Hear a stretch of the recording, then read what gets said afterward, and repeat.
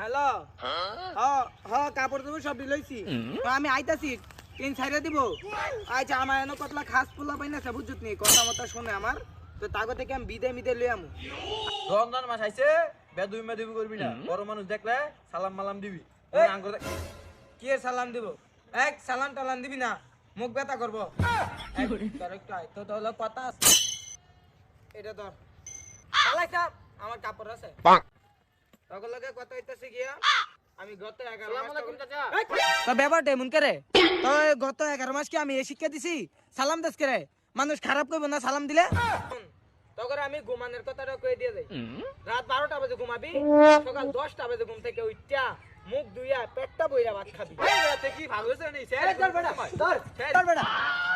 এই যে বেটা চেষ্টা গেলি গা তোর বেলা তুই যেটি কষ্ট তোর পাপ হইব না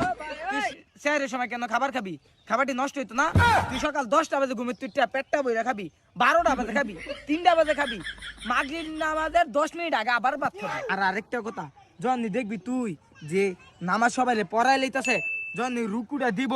তখন সামনে একজন এমনি গুয়ার মেয়ে এমনি ঠেলা মারবি তাহলে হেঁটে দিয়ে পড়ে যাবো তখন তুই মজা পাবি দেখ আমি তোকে ভালো লাগে এ 11টা মাস আঙ্গরে বুকি চুকি দিয়া ভাব করেছে এই একটা মাস হতে ভাব করে তো কই চাইতাছে আর মেয়ে লিস্টে বেটা ঘুষ দিয়ে বড় ভেঙে লাই এ না রমজান মাস কি মাস কো